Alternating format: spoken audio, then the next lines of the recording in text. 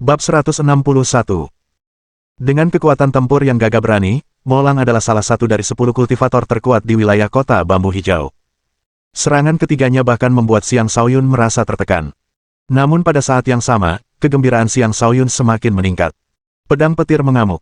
Menghadapi serangan baru itu, Xiang Shaoyun tidak hanya mengaktifkan petir ungu bawaannya, tetapi juga seluruh kekuatannya untuk meningkatkan kekuatan tempurnya hingga setara dengan Molang. Dengan niat pedang yang bercampur dalam serangannya, tebasan bertenaga petirnya sangat mengerikan. Dengan ayunan pedang, badai meletus. Badai itu menerjang dengan kekuatan yang dahsyat, raungan naga ungu bercampur dengan gemuruh guntur. Ungu dan hitam bertabrakan, penampakan naga dan serigala mulai saling mencabik-cabik. Gemuruh, gemuruh. Tabrakan itu menimbulkan malapetaka di daerah tersebut, meninggalkan kekacauan yang mengerikan. Para bandit menghentikan aktivitas mereka dan berdiri di sana menyaksikan pertempuran spektakuler itu. Pada saat ini, orang-orang dari Akademi Bambu Hijau akhirnya tiba juga. Kepala sekolah, wakil kepala sekolah, dan para tetua semuanya hadir. Meskipun Xiang Shaoyun telah menerima hadiah untuk bandit serigala merah, bukan berarti Akademi Bambu Hijau akan tinggal diam sementara para bandit menjarah kota. Panglima bandit kali ini adalah wakil pemimpin bandit, Molang.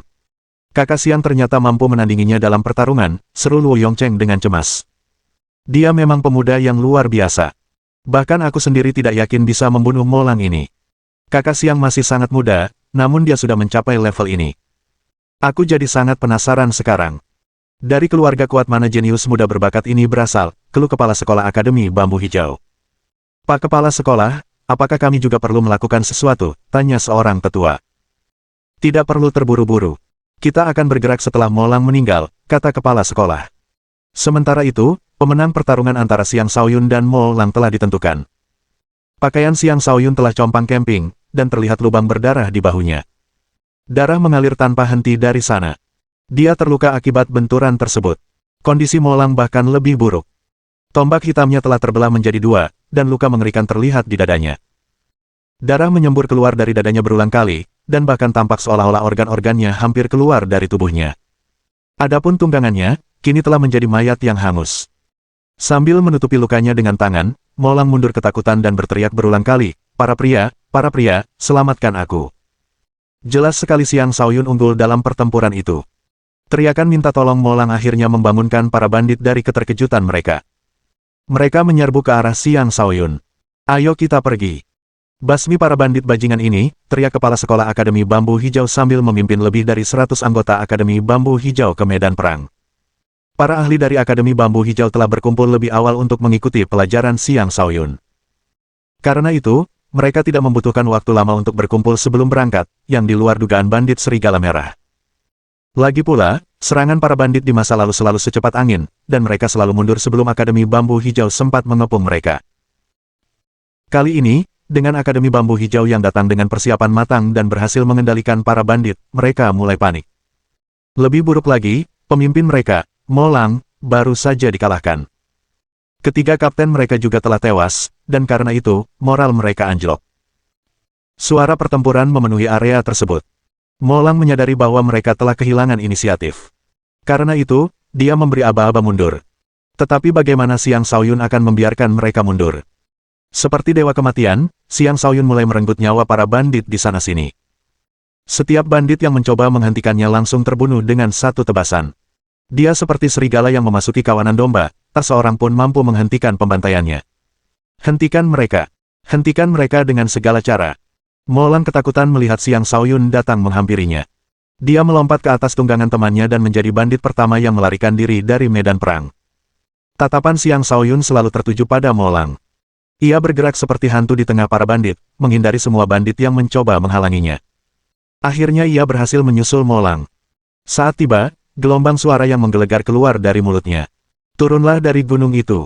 Xiang Shaoyun meraung, suaranya menggelegar seperti guntur yang mengguncang bumi. Molang sudah sangat ketakutan. Ketika dia mendengar teriakan yang bercampur dengan raungan harimau, dia terhuyung dan jatuh dari tunggangannya. Xiang Shaoyun kemudian datang dan memenggal kepalanya. Begitu saja, seorang wakil pemimpin bandit serigala merah telah tewas. Sambil mengangkat kepala Molang yang terpenggal tinggi-tinggi, Xiang Shaoyun meraung, pemimpinmu sudah mati. Apa yang kalian tunggu? Menyerah. Setelah mengatakan itu, dia menghancurkan kepala yang terpenggal. Pemandangan itu membuat para bandit ketakutan hingga mereka kehilangan keberanian untuk melarikan diri. Di sisi lain, moral Akademi Bambu Hijau melonjak, dan mereka mulai membunuh para bandit satu demi satu. Dan dengan demikian, pembantaian sepihak pun dimulai. Kegembiraan dan antusiasme terpancar di wajah para anggota Akademi Bambu Hijau yang baru saja meraih kemenangan besar. Akademi Bambu Hijau telah ditindas terlalu lama. Bahkan penduduk kota pun memandang rendah mereka. Karena itu, mereka tidak berani mengangkat kepala tinggi-tinggi di kota. Hari ini, mereka berhasil membunuh sejumlah besar bandit, yang sangat meningkatkan semangat mereka. Setelah hari ini, mereka kemungkinan besar akan mendapatkan kembali rasa hormat dan kepercayaan dari kota Bambu Hijau. Menyenangkan. Ini benar-benar menyenangkan, seru seorang tetua. Semua ini berkat kakak Siang, kata Luo Yongcheng dengan gembira. Siang Shaoyun berkata, tidak, itu memang misi saya sejak awal. Malahan, saya merasa sangat tidak enak karena kalian juga harus ikut bertarung. Haha, jangan khawatir, kakak Siang. Sudah sewajarnya kita melindungi kota dari penjajah seperti mereka. Jangan lupa, kau telah membunuh kepala ketiga mereka. Itu prestasi yang sangat membanggakan, kata kepala sekolah dengan senyum lebar di wajahnya. Ia melanjutkan, ayo, kita kembali ke akademi dan minum untuk merayakan kemenangan kita. Kemenangan ini layak dirayakan. Aku juga yakin tidak akan lama lagi seluruh anggota geng Serigala Merah akan musnah. Senior, saya punya saran. Mengapa kita tidak memanfaatkan kesempatan ini untuk menyerang bandit Serigala Merah saja, usul Siang Shaoyun. Saat ia menyampaikan saran itu, kerumunan yang tadinya bersemangat langsung terdiam. Mereka telah bermimpi menyerang bandit Serigala Merah selama bertahun-tahun, tetapi mereka tidak pernah berani melakukannya. Akankah hari ini benar-benar menjadi hari mereka melakukannya? Saat kepala sekolah ragu-ragu, seorang murid maju dan berkata, Kepala sekolah, saya bersedia bergabung dengan Tuan Siang dalam serangan terhadap bandit Serigala Merah. Saya lebih memilih mati di medan perang daripada terus menderita penghinaan di sini. Benar sekali. Aku juga ingin bergabung. Aku tidak akan berhenti sampai geng Serigala Merah dimusnahkan, kata murid lainnya. Satu demi satu orang menanggapi seruan Siang Shaoyun. Kemenangan sebelumnya telah benar-benar membangkitkan semangat mereka. Haha, bagus sekali. Hari ini, kepala sekolah ini akan mengumpulkan seluruh kekuatan akademi kita dan melawan geng Serigala Merah sampai mati. Kita tidak akan kembali sebelum geng Serigala Merah dimusnahkan, kata kepala sekolah, dengan ekspresi puas di wajahnya. Bab 162. Para elit Akademi Bambu Hijau berangkat menuju benteng bandit Serigala Merah. Hal ini menimbulkan sensasi di kota tersebut, dan banyak kultivator yang tidak berafiliasi tertarik untuk bergabung dengan mereka. Para bandit Serigala Merah telah melakukan banyak kejahatan keji. Orang-orang seperti kita, dengan darah panas yang mengalir di nadi kita, tentu saja akan ikut serta dalam pemusnahan mereka. Aku adalah orang yang tidak punya apa-apa lagi. Karena bandit Serigala Merah gagal membunuhku waktu itu, aku akan ikut bergabung hari ini juga. Membunuh satu dari mereka saja sudah cukup, dan lebih dari itu akan kuanggap sebagai hadiah. Merekalah yang telah membunuh orang tuaku. Hari ini telah tiba saatnya aku membalas dendam. Bunuh. Mari kita ikuti kepala sekolah dan para tetua Akademi Bambu Hijau dan habisi para bajingan itu. Tampaknya penduduk kota itu benar-benar membenci para bandit. Kebencian yang selama ini mereka pendam terhadap para bandit meledak, dan dalam waktu singkat, sebuah kelompok yang berjumlah beberapa ratus orang terbentuk, menuju ke benteng bandit Serigala Merah. Bahkan Siang Shaoyun pun tidak menyangka semuanya akan berjalan seperti ini. Ia hanya berencana meminjam kekuatan Akademi Bambu Hijau untuk mengendalikan bandit Serigala Merah sementara ia berurusan dengan bandit yang lebih kuat. Namun sekarang, tampaknya ia tidak perlu lagi khawatir tentang bandit biasa yang mengganggu pertempurannya dengan pemimpin mereka. Sementara orang-orang dari kota Bambu Hijau menuju ke benteng bandit Serigala Merah, para bandit menerima kabar kematian Molang dan kelompoknya. Apa? Molang mati? Tidak mungkin, teriak pemimpin geng Serigala Merah, Bai Fan. Katakan padaku, siapa pelakunya? Apakah bajingan tua dari Akademi Bambu Hijau itu? Aku akan membantai seluruh keluarganya karena ini. Perampok yang menyampaikan berita itu tetap berlutut dan dengan takut-takut menceritakan kepada Bai Fan semua yang telah terjadi. Bajingan kecil yang sama. Jadi dia benar-benar ada di kota Bambu Hijau. Bai Fan mengamuk. Kemudian dia memerintahkan, kumpulkan semua saudara kita. Hari ini, kita akan menenggelamkan kota Bambu Hijau dalam darah. Tenanglah, nak, bujuk seorang wanita cantik yang berdiri di samping Bai Fan. Wanita cantik itu tampak berusia sekitar 30 tahun. Ia bertubuh sedang, terlihat sangat menggoda dengan lekuk tubuh yang sempurna, dan berpakaian sangat terbuka. Ia praktis memancarkan daya tarik seksual. Ia adalah Momo, kepala kedua dari geng Red Wolf Bandits, dan juga dikenal sebagai Lady Red Scorpion. Ia mungkin terlihat tidak berbahaya, tetapi ia adalah individu yang kejam dan tanpa ampun. Kakak ketiga sudah meninggal. Bagaimana aku bisa tetap tenang, kata Bai Fan. Karena dia mampu membunuh kakak ketiga, jelas dia tidak jauh lebih lemah dari kita. Dan karena kita berada di kota bambu hijau, kita akan bertarung di wilayah mereka. Akademi Bambu Hijau tidak akan tinggal diam. Jika kita bertindak gegabah, kita mungkin bahkan tidak bisa pergi meskipun kita menginginkannya, analisis Momo. Bai Fan akhirnya tenang setelah mendengarkan penjelasannya. Lalu apa yang harus kita lakukan? Apakah kita akan membiarkan bocah itu lolos begitu saja? Tentu saja tidak. Tapi kita harus merencanakan langkah selanjutnya dengan hati-hati, kata Momo setelah berpikir sejenak. Namun sebelum mereka sempat memikirkan apapun, mereka menerima laporan bahwa pasukan besar sedang menuju ke arah mereka dari kota bambu hijau. Betapa beraninya mereka. Apakah kota bambu hijau telah melupakan taring kita, kata Bai Fan sebelum mengangkat pedangnya dan bergegas keluar. Momo mengikuti dari dekat dan berkata, kepala, mereka pasti datang dengan persiapan matang. Mari kita tetap bertahan. Lagi pula, pertahanan yang baik bisa menjadi serangan tersendiri. Kita bisa menyuruh orang-orang menyiapkan ketapel. Siapapun yang berani mendekati benteng akan dilumuri daging cincang. Kau benar, kakak kedua. Kita akan mengambil posisi bertahan, setuju Bai Fan. Maka, alarm pun dibunyikan di benteng saat para bandit berkumpul dan bersiap untuk berperang. Sementara itu, Xiang Shaoyun dan anggota kota bambu hijau baru saja tiba di sekitar benteng bandit serigala merah. Semuanya, berhenti di sini, kata kepala sekolah. Semua orang menurutinya. Benteng bandit serigala merah adalah tempat yang mudah dipertahankan dan sulit diserang. Jika kita maju membabi buta, kita akan menderita kerugian besar. Kita harus memikirkan rencana, kata kepala sekolah. Tantang mereka untuk meninggalkan benteng dan bertarung dengan kita di luar, saran seseorang. Itu mungkin dilakukan. Bagaimanapun, kita tidak bisa melakukan serangan frontal penuh. Jika tidak, kita mungkin akan menjadi pihak yang menderita kekalahan, kata kepala sekolah. Selanjutnya, seorang tetua Akademi Bambu Hijau menunggang kudanya dan berteriak keras ke arah benteng, para bandit serigala merah, dengarkan baik-baik. Kepala ketiga kalian telah terbunuh. Letakkan senjata kalian dan menyerah segera. Jika tidak, sebelum dia menyelesaikan kata-katanya, sebuah batu besar menimpa dirinya. Tetua itu terkejut, dan dia segera menghindar ke samping. Jika tingkat kultivasinya sedikit saja lebih lemah, dia pasti sudah hancur berkeping-keping. Namun itu baru permulaan. Segera setelah itu, sejumlah besar batu besar menghujani mereka. Mereka menyerang dengan ketapel. Semuanya, mundur, teriak kepala sekolah dengan panik sambil menghancurkan dua batu besar untuk melindungi orang-orang di belakangnya. Sayangnya, ketapel itu terlalu kuat dan batu-batu besar itu terlalu cepat. Mereka yang berada di bawah alam transformasi akan kesulitan untuk bertahan hidup, dan hanya butuh beberapa saat bagi sejumlah dari mereka untuk menjadi korban batu-batu besar tersebut. Beberapa dari mereka tewas seketika, sekitar selusin luka parah, dan sisanya terpencar. Harus diakui bahwa penduduk kota bambu hijau memang sangat buruk dalam pertempuran. Gelombang pertama lemparan batu saja sudah cukup untuk membubarkan kelompok tersebut. Dasar bodoh. Karena kalian berani-beraninya menyerang kami, kalian semua akan mati di sini, teriak Bai Fan dari atas tembok benteng. Bai Fan, ayo lawan aku seperti laki-laki. Aku pasti akan mencabut kepalamu dari tubuhmu, tantang kepala sekolah. Orang tua, kau bukan apa-apa. Suatu hari nanti aku akan menghancurkan Akademi Bambu Hijau, ejek Bai Fan sambil mulai mengamati medan perang, mencoba mencari seseorang. Anak itu benar-benar ada di sini. Lihat, dia mencoba mengambil jalan memutar dari sana, kata Momo sambil menunjuk ke arah tertentu.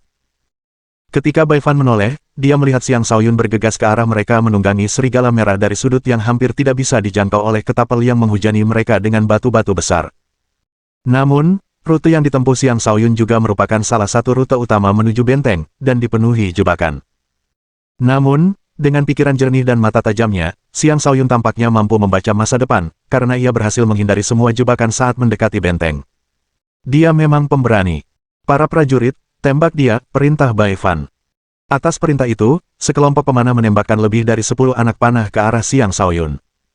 Lapisan penghalang energi muncul di sekitar Xiang Shaoyun, melindunginya sepenuhnya dari anak panah tersebut. Itulah manfaat memiliki energi terarah luar. Serangan biasa dapat dengan mudah diblokir. Yah, dia memang cukup cakap. Pantas saja kakak ketiga sampai terbunuh. Coba lihat apakah kau juga bisa menangkis seranganku, kata Bai Fan dengan kilatan jahat di matanya. Sebuah tombak muncul di tangannya, dan dia melemparkannya ke arah Xiang Shaoyun dengan sekuat tenaga. Ada beberapa ratus meter jarak antara dia dan Xiang Shaoyun, dan seseorang yang melempar tombak dari jarak sejauh itu adalah sesuatu yang sama sekali tak terbayangkan. Tombak itu melesat melintasi langit dengan kekuatan yang luar biasa, menuju langsung ke arah Xiang Shaoyun. Bab 163. Xiang Shaoyun merasakan krisis, yang membuatnya mengangkat kepala dan melihat tombak yang datang. Bukannya menghindar, dia mengayunkan pedangnya ke arah tombak itu. Tombak dan pedang itu berbenturan, menciptakan percikan api di udara. Tangan Xiang Shaoyun mati rasa akibat benturan tersebut. Betapa hebatnya kekuatannya. Dia pasti setidaknya seorang kultivator alam transformasi tingkat 8, perkiraan Xiang Shaoyun. Ketika Bai Fan melihat Xiang Shaoyun menepis tombaknya dengan ayunan pedang, dia pun terkejut dan berpikir, dia memang sangat cakap. Saat itu, Xiang Shaoyun telah tiba di depan gerbang benteng. Beberapa lusin bandit bergegas keluar untuk menemuinya, masing-masing dilengkapi dengan senjata yang berbeda, dan menyerangnya dengan serangan jarak dekat dan jarak jauh. Kultivator alam transformasi lainnya pasti akan kesulitan bertahan melawan begitu banyak serangan. Namun Xiang Shaoyun tetap tenang saat mengayunkan pedangnya berulang kali. Setiap ayunan tampak sangat santai namun membawa kekuatan yang mengerikan di baliknya. Hanya butuh waktu singkat bagi sejumlah besar kepala untuk terpisah dari tubuh mereka. Para bandit biasa ini sama sekali bukan ancaman baginya. Pemandangan yang terbentang di hadapan para bandit dan orang-orang dari Akademi Bambu Hijau adalah Xiang Shaoyun yang gagah berani menerobos kerumunan bandit tanpa halangan. Rasa kagum muncul di hati mereka saat mereka menyaksikan adegan heroik tersebut. Aku sudah muak dengan anak itu. Bai Fan sudah sangat marah. Dalam amarahnya, dia melompat ke atas kudanya dan menyerbu keluar tanpa berpikir panjang. Para bandit lainnya tentu saja mengikutinya keluar juga. Seseorang telah tiba tepat di depan pintu mereka. Jika mereka masih tetap diam, itu akan sangat memalukan. Xiang Shaoyun tidak berniat untuk terseret oleh gerombolan bandit ini. Oleh karena itu, setelah membunuh sekitar selusin bandit lagi, dia melepaskan tebasan dahsyat ke arah gerbang benteng bandit Serigala Merah, dengan tujuan menghancurkannya berkeping-keping. Gemuruh. Petir ungu menyembur dari dalam Xiang Shaoyun saat energi pedang melesat di udara dengan keagungan yang tak terbatas. Momentum tebasan itu tampaknya menciptakan ruang hampa di udara tempat ia lewat. Para bandit di dekatnya semuanya tewas akibat benturan itu saja, sementara gerbang hancur total dan pilar-pilar yang mengapitnya runtuh. Bagus sekali, seru orang-orang dari Akademi Bambu Hijau bersorak melihat pemandangan itu. Gerbang itu ibarat wajah para bandit Serigala Merah, dan menghancurkan gerbang itu sama saja dengan menamparkan wajah mereka dengan keras. Dengan tekad bertempur yang membara, Xiang Shaoyun melolong keras di atas Serigala Merahnya. Para bandit Serigala Merah, ayo lawan aku sampai mati jika kalian berani. Lalu ia berbalik dan pergi meninggalkan benteng. Tak seorang pun bandit berani menghalangi jalannya. Ia tampak tak terhentikan, bepergian sesuka hatinya di tengah pasukan besar.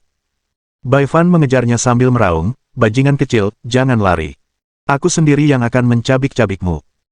Di belakangnya, Momo berteriak, kepala, tenanglah. Sayangnya, Bai Fan sudah tidak mau mendengarkan lagi. Dia tidak bisa meredakan amarahnya tanpa membunuh Xiang Shaoyun. Karena itu, dia memimpin seluruh anggota geng Serigala Merah dan keluar dari benteng. Sekitar 400 dari mereka menyerbu seperti banjir besar dan mengejar pemuda yang menunggangi Serigala Merah itu.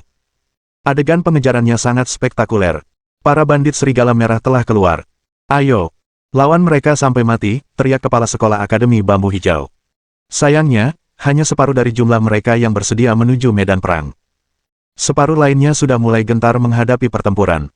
Hujan batu besar sebelumnya telah menghancurkan sedikit keberanian yang mereka miliki. Meskipun begitu, separuh dari mereka sudah cukup untuk sangat membantu Xiang Shaoyun. Ketika dia melihat orang-orang kota Bambu Hijau datang, dia berhenti berlari dan melarutkan batu spiritual tingkat rendah di lautan kosmos astralnya untuk memulihkan sebagian persediaan energinya. Dia memutar tunggangannya, menunjuk ke arah para bandit yang menunggang kuda ke arahnya, dan berteriak dengan tatapan gila di wajahnya, hari ini, aku akan membunuh sepuas hatiku. Bajingan kecil, matilah. Bai Fan menerjang maju dan menebas Xiang Shaoyun dengan pedangnya yang berbentuk serigala. Dia pantas disebut sebagai ahli alam transformasi tingkat 8 akhir. Sebelum pedangnya tiba, energi pedangnya telah mencapai Xiang Shaoyun. Serangan itu bergerak dengan kecepatan yang sangat cepat sehingga kultivator alam transformasi biasa tidak akan mampu menghindarinya. Dengan mengandalkan penglihatannya yang luar biasa, lintasan tebasan itu terlihat jelas di depan mata Xiang Shaoyun. Bukannya menghindar, dia membalas dengan tebasan miliknya sendiri. Gemuruh. Dua energi pedang bertemu dan menciptakan ledakan besar. Bunuh. Xiang Shaoyun menyerbu ke depan, menyalurkan petir ungu bawaannya ke pedangnya, dan mulai mengayunkan pedangnya seperti orang gila. Bai Fan tidak berani meremehkan Xiang Shaoyun, dan ia pun mengerahkan seluruh kekuatannya untuk menghadapi lawannya. Dalam sekejap mata, mereka telah bertukar sekitar 10 tebasan, menciptakan ledakan demi ledakan, memenuhi area tersebut dengan awan debu. Penduduk kota bambu hijau juga bentrok dengan bandit serigala merah, mengakibatkan medan perang yang kacau.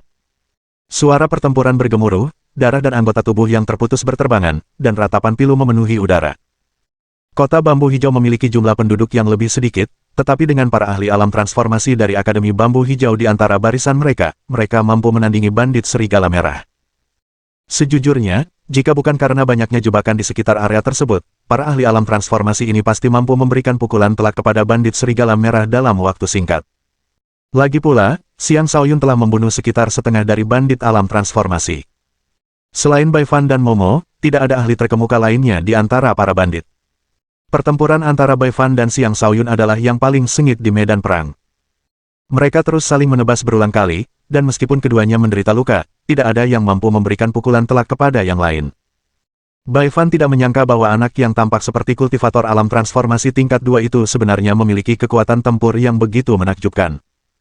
Bai Fan terus bertarung, dan alih-alih menggunakan senjata rahasianya, ia malah menyerbu ke tengah-tengah penduduk kota bambu hijau.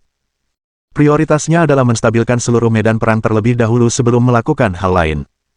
Xiang Shaoyun juga tidak dapat melanjutkan pertarungannya dengan Bai Fan, karena para bandit lainnya telah mengepungnya. Dia sangat tidak senang dengan gangguan tersebut. Dia mulai menebas pedangnya ke kiri dan ke kanan, mengirimkan energi pedang berwarna ungu dan emas kemana-mana, menumbangkan sejumlah besar bandit. Di sisi lain, Bai Fan memilih 2 tetua alam transformasi dari Akademi Bambu Hijau dan mulai melawan mereka. Jika Momo tidak ada di sana, para bandit akan menderita kerugian yang jauh lebih besar di tangan para tetua ini. Hari ini, kalian semua akan mati di sini. Bai Fan akhirnya mengeluarkan kartu trufnya ketika melihat betapa berbahayanya situasi tersebut.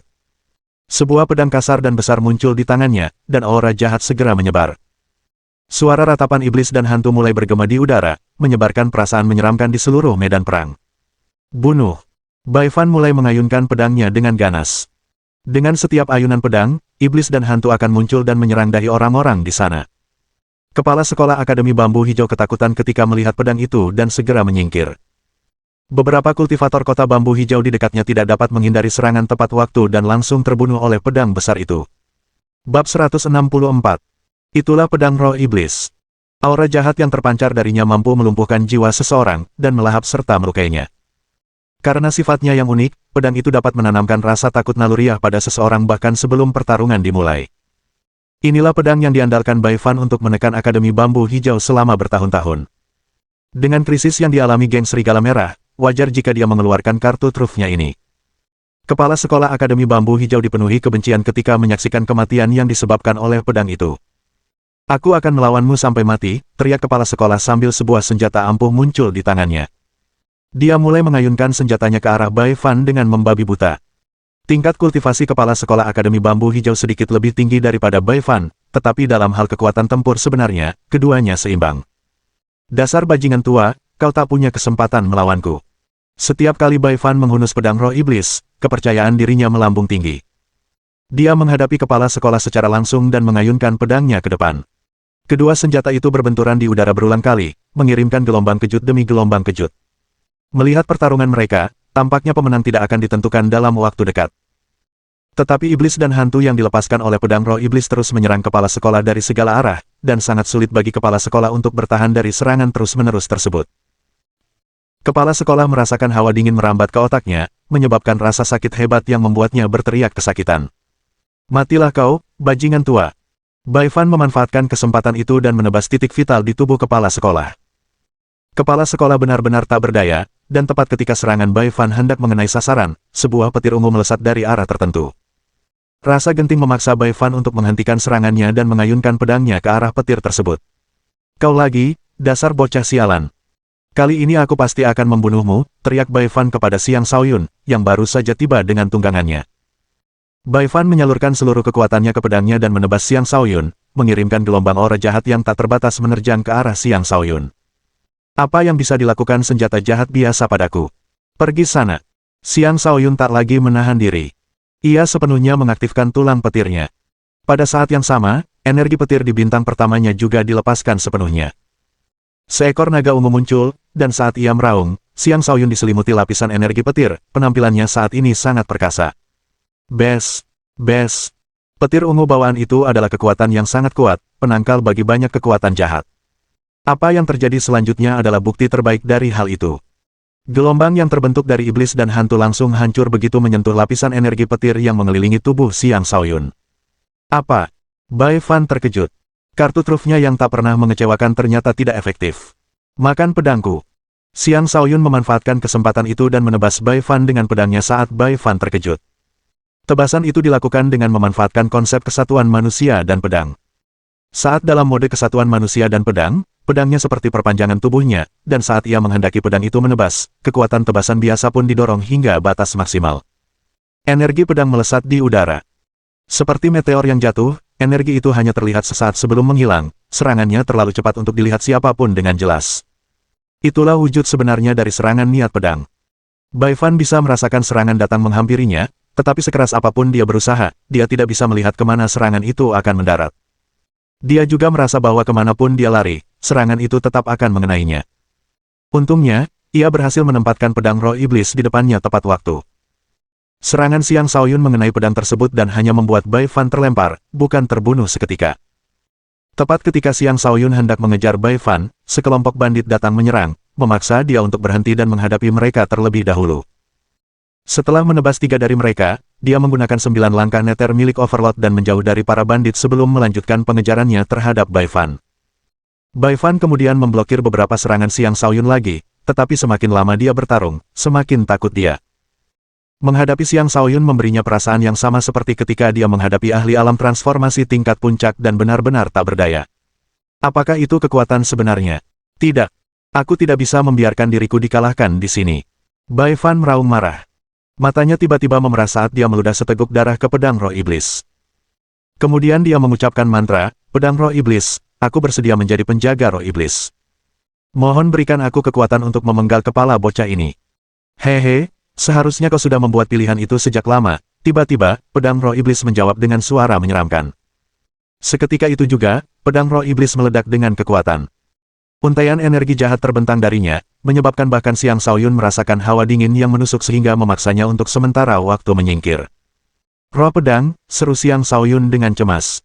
Dia tahu bahwa senjata-senjata kelas atas tertentu mampu melahirkan roh. Roh-roh ini adalah keberadaan unik yang memiliki kekuatan luar biasa. Energi jahat menyelimuti Bai Fan, menyebabkannya berubah wujud.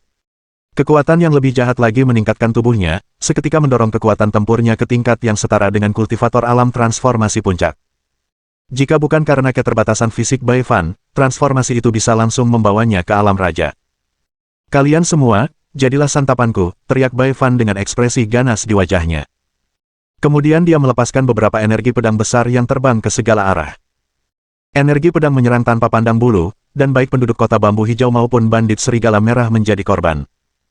Lebih dari 10 orang tewas seketika, dan pedang roh iblis langsung melahap jiwa-jiwa orang mati, yang baru disadari Xiang Shaoyun melalui domain jiwa neternya. Orang ini telah mengalami transformasi iblis. Kita harus membunuhnya secepat mungkin, atau dia akan menjadi sumber bencana besar, teriak Xiang Shaoyun.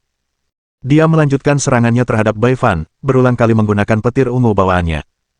Setiap tebasannya seperti sambaran petir, dan dia menyerang dengan tekad yang teguh. Sayangnya, Bai Fan terlalu kuat dalam wujudnya saat ini. Dia mengayunkan pedangnya dan menangkis semua serangan. Bahkan serangan bertubi-tubi pun tidak melukainya. Nak, aku bisa merasakan bahwa kau memiliki jiwa yang kuat. Asalkan kau bersedia mengorbankan dirimu untukku, aku berjanji akan memberimu kekuatan yang mampu membunuh raja dan kaisar. Bai Fan membujuk Xiang Shaoyun. Jelas sekali Bai Fan telah dirasuki setan. Omong kosong. Kau adalah iblis yang satu-satunya keinginannya adalah membunuh dan melahap jiwa. Jika aku mengorbankan diriku untukmu, aku hanya akan berubah menjadi algojo. Bagaimana kalau begini? Kau tunduk padaku dan menjadi iblis penjagaku, balas Xiang Shaoyun dengan tawarannya sendiri. Kau benar-benar tidak tahu apa yang baik untukmu, Bai Fan mendengus dingin. Kemudian, serangan dahsyat meluncur dari pedang roh iblis, membuat Xiang Shaoyun terlempar jauh sambil muntah darah. Bahkan baju zirah Raja Xiang Shaoyun retak akibat serangan itu. Dari sini, dapat dilihat bahwa tingkatan sebenarnya dari pedang roh iblis ini sebenarnya lebih tinggi dari tingkatan raja. Setelah aku melahap jiwamu, kau tidak akan punya pilihan selain patuh. Bai Fan mengejar Xiang Shaoyun dan menyerang tanpa henti. Mati! Kepala Akademi Bambu Hijau akhirnya pulih sedikit, dan ketika melihat celah, dia melancarkan serangan mematikan ke arah Bai Fan. Dia telah mengerahkan seluruh kekuatannya dalam serangan itu, bertekad untuk membunuh Bai Fan saat itu juga. Sayangnya, Bai Fan sudah tidak sama lagi. Karena itu, kepala sekolah kemungkinan besar tidak akan berhasil. Bab 165. Bai Fan dengan mudah menangkis serangan kepala sekolah Akademi Bambu Hijau. Baru saat itulah kepala sekolah menyadari bahwa Bai Fan sudah tidak seperti dulu lagi. Dia segera mundur, tetapi sudah terlambat. Karena kau sudah di sini, tetaplah di sini, kata Bai Fan yang tubuhnya melayang seperti hantu. Pedang roh iblis menggoreskan garis anggun di udara dan memenggal kepala-kepala sekolah dari tubuhnya. Para anggota Akademi Bambu Hijau sangat terguncang. Kepala sekolah sudah meninggal. Dia iblis. Kenapa dia tiba-tiba sekuat ini? Sial. Ayo kabur. Kalau tidak, kita semua akan mati. Bajingan. Jangan lari. Lawan dia dengan semua yang kita punya dan balas dendam atas kepala sekolah kita. Benar. Dia menjadi gila. Lihat bagaimana dia membunuh bahkan orang-orangnya sendiri. Kita harus memprioritaskan membunuhnya. Keretakan muncul dalam persatuan penduduk kota Bambu Hijau, sebagian ingin melarikan diri dan sebagian ingin melawan. Karena itu, kerja sama tim mereka menjadi tidak ada. Di sisi lain, para bandit serigala merah semuanya tidak percaya. Bai Fan membunuh rakyatnya sendiri, dan banyak saudara mereka telah jatuh ke tangannya. Saudara-saudari di benteng, mundurlah, perintah kepala kedua, Momo. Sebenarnya, para bandit serigala merah telah lama menunggu perintah itu. Begitu mendengarnya, mereka mundur kembali ke benteng. Adapun penduduk kota Bambu Hijau, mereka terlalu sibuk untuk mengejar para bandit yang mundur. Sebagian dari mereka sibuk berlari, sementara sebagian lainnya menyerbu ke arah Bai Fan. Tidak, kalian semua, mundur. Kalian hanya berlari menuju kematian. Tidak hanya itu, kalian akan membantunya menjadi lebih kuat dengan mati di tangannya. Xiang Shaoyun berjuang untuk berdiri kembali dan berteriak ketakutan. Sayangnya, dia diabaikan karena orang-orang itu terus menyerang. Bai Fan tidak hanya menjadi lebih kuat, bahkan kekuatan serangannya pun meningkat pesat. Dengan setiap ayunan pedangnya, sebuah kepala akan terlempar. Dia hampir tampak tak terkalahkan. Pedang roh iblis menyerap jiwa-jiwa tak berwujud dari orang mati tanpa henti, dan semakin banyak yang diserapnya, semakin kuat energi jahat yang terpancar dari pedang itu. Penduduk kota Bambu Hijau tersadar dari amarah mereka ketika menyaksikan kematian-kematian itu, dan mereka mulai mundur dengan panik. Sayangnya, Bai Fan bertekad untuk menahan mereka semua di sana. Karena itu, dia mengejar dan melanjutkan pembunuhan. Tepat ketika Luo Yongcheng hampir terbunuh juga, seberkas cahaya melesat ke arah mereka. Bai Fan tentu saja menjadi sasaran berkas cahaya tersebut. Jari penghancur bintang. Ini adalah teknik pertempuran tingkat 3 milik Xiang Shaoyun, sebuah serangan yang mampu menembus penghalang energi luar seorang kultivator alam transformasi untuk langsung melukai organ dalam target. Bai Fan mampu dengan mudah menangkis serangan tersebut, tetapi gangguan itu tetap memberi Luo Yongcheng kesempatan untuk melarikan diri. Roh iblis, lawanmu adalah aku, kata Xiang Shaoyun sambil melangkah mendekati Bai Fan. Pada saat ini, kehadiran naga dan harimau dalam dirinya telah sepenuhnya terbebaskan. Bintang pertama dan keduanya juga telah sepenuhnya aktif, dan dirinya diselimuti aura ungu dan emas yang megah. Kau baru kultivator alam transformasi tingkat 2, namun kau sudah memiliki kekuatan kehadiran yang hanya dimiliki oleh mereka yang berada di alam raja. Dibandingkan dengan para jenius purba, kau cukup berbakat, kata Bai Fan dengan tatapan memuji. Ia berhenti sejenak dan melanjutkan, sayang sekali kau masih terlalu lemah. Sudah takdirmu untuk menjadi pelayan pedangku. Yang disebut sebagai pelayan pedang adalah seseorang yang bertindak sebagai budak pedang, dengan pedang tersebut sebagai pengendali manusia. Itulah juga keadaan Bai Fan saat ini. Dia sekarang adalah pelayan pedang dari pedang roh iblis. Begitukah? Kalau begitu, rasakan kekuatan sejatiku, kata Xiang Shaoyun. Dia mengangkat pedangnya. Petir ungu bawaan menyembur dari tubuhnya, dan seekor naga ungu melesat keluar dari badannya. Posisi pertama dari teknik pedang pembunuh langit 9 penguasa, tebasan petir dari langit cerah. Gemuruh. Dengan ayunan pedang, suara guntur tiba-tiba terdengar saat kilat melesat ke arah Bai Fan. Serangan ini berbeda dari tebasan bertenaga petir biasa. Serangan ini mengandung kekuatan petir dan niat pedang. Dengan kombinasi petir dan kesatuan pedang manusia, pedang itu menyatu dengan petir saat menghantam targetnya. Pupil mata Bai Fan menyempit saat ia mencoba menangkap lintasan pedang itu, tetapi kecepatan kilatnya terlalu cepat untuk ditangkap oleh mata telanjangnya. Lagi pula, roh iblis itu tidak dalam kekuatan penuhnya. Karena itu, Bai Fan tidak dapat menghindari serangan itu dan tidak punya pilihan selain menghadapinya secara langsung. Pedang roh iblis diayunkan, mengirimkan gelombang energi jahat yang langsung hancur begitu menyentuh kekuatan petir. Kekuatan petir kemudian mengalir tanpa hambatan. Serangan itu mengenai sasaran, meninggalkan lubang di perut Bai Fan, rasa sakitnya membuatnya meraung ke setongku. Roh iblis tidak merasakan sakit apapun, tetapi Bai Fan dapat merasakannya. Mati. Momentum Xiang Shaoyun mencapai puncaknya saat ia melayangkan ayunan pedangnya yang lain. Pedang roh iblis ingin memblokir serangan itu lagi, tetapi kesadaran Bai Fan mulai melawan. Roh iblis, aku tidak menginginkan kekuatan ini lagi. Kembalikan kebebasanku. Aku tidak ingin menyatu denganmu. Karena pergolakan jiwa Bai Fan, roh iblis tidak mampu mengayunkan pedang tepat waktu dan kembali terkena serangan Xiang Shaoyun. Serangan itu hampir membelah tubuh Bai Fan menjadi dua. Bajingan. Awalnya aku berencana memberimu kesempatan untuk hidup, tapi aku berubah pikiran. Aku akan menghabisimu dulu sebelum menghabisi bocah itu, kutukan roh iblis itu sebelum melarikan diri dengan tubuh Bai Fan yang terluka. Jangan bermimpi untuk pergi. Xiang Shaoyun ingin mengejar, tetapi dia baru melangkah beberapa langkah ketika dia terhuyung dan jatuh ke tanah. Lengannya mulai berkedut, dan untaian energi ungu melilit di sekelilingnya. Dia merasakan lengannya akan hancur berkeping-keping, rasa sakit itu membuatnya berkeringat dingin. Itulah akibat dari penggunaan teknik pedang secara paksa. Dengan kekuatannya saat ini, seharusnya dia belum bisa menggunakan teknik pedang pembunuh langit 9 penguasa. Namun dia telah menggunakannya secara paksa, dan wajar jika sekarang dia menderita karenanya. Seluruh tubuhnya terasa lemas, seolah-olah dia telah kehabisan energi sepenuhnya. Jika Bai Fan kembali, dia akan benar-benar tak berdaya. Xiang Shaoyun menancapkan pedang ke tanah dan melarutkan beberapa batu spiritual di lautan kosmos astralnya untuk mulai mengisi kembali energinya.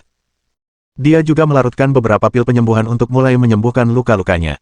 Dia takut beberapa bandit akan keluar. Jika itu terjadi, dia pasti akan mati. Karena itu, dia harus terlebih dahulu memulihkan kekuatan yang cukup untuk melindungi dirinya sendiri. Sepertinya aku harus mundur untuk sementara, gumam Xiang Shaoyun setelah memulihkan sebagian energinya. Namun, ketika ia mencoba berjalan, ia mendapati kakinya gemetar lemah. Itulah efek samping dari penggunaan teknik bertarung yang melampaui tingkat kultivasinya secara paksa. Kemungkinan besar dia tidak akan pulih sebelum sekitar setengah bulan istirahat. Bahkan kecepatan itu pun sudah disebabkan oleh fisiknya yang luar biasa. Orang lain pasti membutuhkan waktu lebih dari sebulan untuk pulih. Untungnya, Luo Yongcheng telah kembali untuknya. Saudara Xiang, apakah kau baik-baik saja? Aku masih hidup, tapi kurasa aku belum bisa berjalan untuk saat ini, kata Xiang Shaoyun sambil tersenyum getir. Mari, biar aku bantu kau kembali, tawar Luo Yongcheng. Xiang Shaoyun tidak ragu-ragu dan mengizinkan Luo Yongcheng membantunya saat mereka kembali ke kota. Para bandit serigala merah tidak mengejar. Adapun Bai Fan, Xiang Shaoyun tidak punya pilihan selain mengampuninya untuk saat ini. Bab 166. Pertempuran antara kota bambu hijau dan geng serigala merah berakhir dengan cara yang tak seorang pun duga. Akademi Bambu Hijau kehilangan kepala sekolah mereka dalam pertempuran tersebut, sementara pemimpin geng serigala merah dirasuki setan. Kedua pihak menderita banyak korban, dan tidak ada pemenang yang jelas yang dapat ditentukan. Satu-satunya kejutan dalam pertempuran itu adalah kemunculan pemuda misterius yang telah memaksa Bai Fan mundur. Pemuda itu sangat gagah berani. Dia telah membunuh sejumlah besar kultivator alam transformasi bandit serigala merah, termasuk kepala ketiga mereka, Molang. Dia juga terlihat menyerbu benteng bandit serigala merah dan menghancurkan gerbangnya sendirian. Selain itu, dia juga bertarung melawan Bai Fan sendirian dan memaksanya untuk melarikan diri. Prestasi yang diraih pemuda itu membuat orang-orang bertanya-tanya apakah dia adalah seseorang yang dikirim oleh pavilion tepi awan untuk membantu kota melawan para bandit. Tetapi, apapun dugaan mereka, tidak ada yang tahu siapa sebenarnya pemuda ini. Saat ini, pemuda itu sedang memulihkan diri di Akademi Bambu Hijau. Teknik bertarung yang ia gunakan secara paksa telah menyebabkannya menderita dampak buruk yang mengerikan. Teknik pedang pembunuh langit 9 penguasa membutuhkan seseorang setidaknya berada di alam raja sebelum dapat menggunakannya. Xiang Shaoyun hanyalah kultivator alam transformasi tahap kedua. Dengan demikian, dia benar-benar memaksakan dirinya melewati batas kali ini. Jika bukan karena tubuhnya telah dibersihkan oleh kekuatan petir sebelumnya, dampaknya akan jauh lebih buruk. Saat ini, ia sedang duduk bersila di halaman Akademi Bambu Hijau. Lingkungannya tenang dan damai, tempat yang baik baginya untuk beristirahat dan memulihkan diri. Adapun Akademi Bambu Hijau secara keseluruhan, diselimuti suasana duka. Kematian kepala sekolah mereka merupakan pukulan yang terlalu berat bagi mereka. Yang lebih buruk lagi adalah kenyataan bahwa beberapa dari mereka menyalahkan Xiang Shaoyun atas kematian tersebut. Mereka berpendapat bahwa jika Xiang Shaoyun tidak menghasut mereka untuk bergabung dalam serangan terhadap bandit serigala merah, kepala sekolah mereka pasti masih hidup. Luo Yongcheng sangat marah ketika mendengar apa yang dikatakan orang-orang itu. Kami lebih sedih dari siapapun atas kematian kepala sekolah. Tetapi meskipun dia telah meninggal, dia meninggal dalam pertempuran, membuktikan bahwa kami, orang-orang Akademi Bambu Hijau, bukanlah pengecut. Membuktikan bahwa kami memiliki keberanian untuk melawan bandit serigala merah sampai mati. Kalian begitu pengecut sehingga kalian melarikan diri pada tanda pertama masalah, namun ketika kepala sekolah meninggal, kalian menyalahkan orang lain. Jujurlah. Apakah kalian tidak merasa bersalah? Apakah kalian tidak merasa malu? Bentak Luo Yongcheng. Sebagai senior di akademi, ketika dia sedang marah, tidak ada yang berani mengatakan apapun. Beberapa dari mereka yang selamat dari pertempuran juga berdiri teguh di pihak Luo Yongcheng, mencela para pengecut yang melarikan diri dari medan perang. Mereka juga menceritakan kepada orang-orang tentang aksi heroik Xiang Shaoyun selama pertempuran, menjelaskan bahwa kematian kepala sekolah hanyalah kecelakaan yang tak terduga. Meskipun begitu, sebagian dari mereka masih merasa tidak senang dan bahkan mulai berebut posisi kepala sekolah tak lama setelah kepala sekolah sebelumnya meninggal. Singkatnya, Akademi Bambu Hijau telah jatuh ke dalam perselisihan internal. Xiang Shaoyun sama sekali tidak menyadari hal itu. Saat ini ia sedang sibuk mencampur beberapa obat kuno dan obat spiritual menjadi ramuan yang lebih kuat untuk meningkatkan khasiat pengobatan sebelum menelannya. Ramuan semacam itu sangat membantu pemulihannya. Bahkan, ramuan itu bekerja jauh lebih baik daripada pil penyembuhan biasa. 2 hari kemudian, dia merasa jauh lebih baik. Dia telah memulihkan setidaknya 30 atau 40% kekuatan tempurnya, dan dia bisa mulai berjalan lagi, meskipun perlahan. Aku sama sekali tidak menyangka pedang roh iblis itu akan muncul. Aku khawatir akan lebih banyak darah yang tumpah dengan munculnya pedang itu, keluh Xiang Shaoyun dalam hati. Roh iblis di dalam pedang roh iblis adalah makhluk yang sangat jahat. Ia mengandalkan melahap jiwa untuk memperkuat dirinya, dan melalui kekuatan itu, ia mampu membantai sesuka hatinya. Saat ini, Bai Fan hanyalah pelayan pedang roh iblis. Di masa depan, ketika roh iblis menjadi lebih kuat, Bai Fan kemungkinan besar akan ditinggalkan ketika roh iblis mendapatkan pelayan pedang yang lebih kuat lagi. Xiang Shaoyun ingin membasmi iblis itu, namun saat ini ia tidak berdaya untuk melakukannya. Pertama, kondisinya tidak memungkinkan, dan kedua, ia yakin bahwa kali ini, Bai Fan akan berada di bawah kendali penuh roh iblis. Pertemuan berikutnya dengan roh iblis itu akan menjadi seorang ahli alam raja sejati. Melawan lawan seperti itu, Xiang Shaoyun tidak memiliki peluang sama sekali. Roh iblis adalah makhluk pendendam. Karena aku telah melukainya, cepat atau lambat ia akan mencariku. Satu-satunya yang bisa kulakukan adalah terus menjadi lebih kuat, pikir Xiang Shaoyun dalam hati. Saat ini juga, Luo Yongcheng tiba di halaman rumahnya dengan ekspresi khawatir.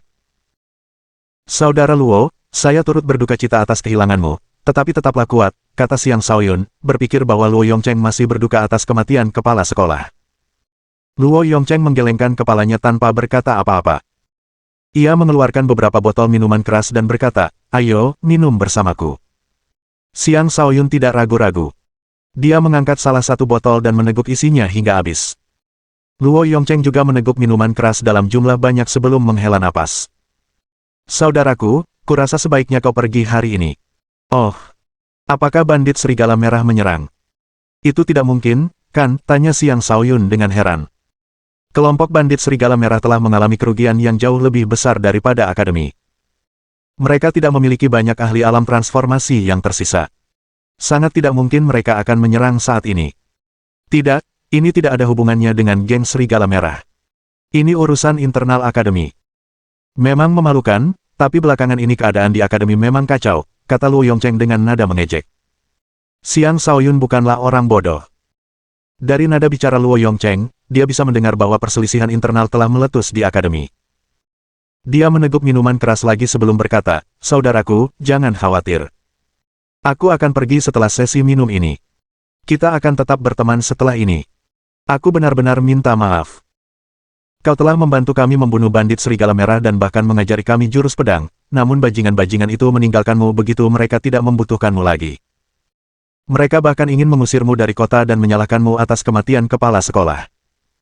Bajingan-bajingan tak tahu terima kasih itu, kata Luo Yongcheng dengan ekspresi jijik. Benarkah itu yang mereka pikirkan? Xiang Shaoyun mengerutkan kening. Hehe, ya, memang itu yang mereka pikirkan, kata Luo Yongcheng.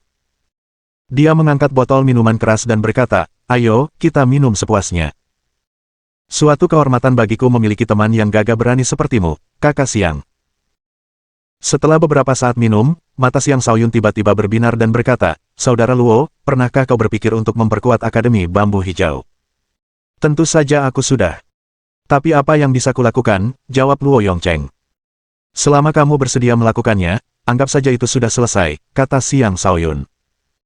Saudaraku, apa yang kau pikirkan, tanya Luo Yongcheng, tangannya gemetar. Saya rasa Anda adalah orang yang paling cocok untuk posisi kepala sekolah, kata Xiang Shaoyun terus terang. Luo Yongcheng menjatuhkan botol yang dipegangnya karena terkejut. Botol itu pecah saat membentur tanah, dan minuman keras tumpah membasahi bagian bawah celananya. Tidak, kita tidak bisa membicarakan hal seperti ini dengan enteng, kata Luo Yongcheng dengan suara rendah. Saudara Luo, jangan gugup. Jika kau benar-benar menginginkan yang terbaik untuk Akademi Bambu Hijau, kurasa kau harus teguh pendirian. Aku bisa membantumu, kata Xiang Shaoyun sambil tersenyum tipis. Ia akhirnya tahu tujuan sebenarnya Luo Yongcheng di sini. Selama ini, Luo Yongcheng kemungkinan besar telah menunggu kata-kata itu. Bab 167. Pada hari itu, Xiang Shaoyun meninggalkan Akademi Bambu Hijau. Saat ia pergi, tak seorang pun mengantarnya, bahkan Luo Yongcheng pun tidak. Xiang Shaoyun pergi dengan santai. Beberapa orang mengikutinya secara diam-diam untuk memastikan bahwa ia memang telah pergi. Konfirmasi kepergiannya akhirnya sampai ke seseorang di sebuah kediaman tertentu di dalam Akademi Bambu Hijau. Dia akhirnya pergi. Bagus, sekarang kita tidak perlu khawatir lagi, kata pemilik tempat itu. Pemilik tempat itu tak lain adalah wakil kepala sekolah yang selamat, Luo Hua. Karena kepala sekolah dan wakil kepala sekolah lainnya telah tewas dalam pertempuran dengan bandit Serigala Merah, dialah yang seharusnya menjadi kepala sekolah berikutnya. Sayangnya, dia juga salah satu desertir selama pertempuran. Itulah alasan mengapa dia selamat. Dia memiliki kekuatan yang cukup, tetapi merupakan orang yang serakah dan pengecut. Dia juga berperan besar dalam menjaga Akademi Bambu Hijau tetap konservatif dan pasif, menyebabkan akademi tersebut berhenti berkembang. Sekarang, ketika ia ingin menduduki posisi kepala sekolah, ia menghadapi perlawanan dari faksi yang dipimpin oleh Luo Yongcheng. Beberapa bahkan mendukung Luo Yongcheng untuk menjadi kepala sekolah yang baru. Hal itu menimbulkan rasa tidak senang yang cukup besar dalam diri Luo Hua. Dia sudah lama menunggu kepala sekolah lamanya meninggal agar dia bisa menjadi kepala sekolah baru. Sekarang kesempatan itu akhirnya datang, dia pasti tidak akan melepaskannya.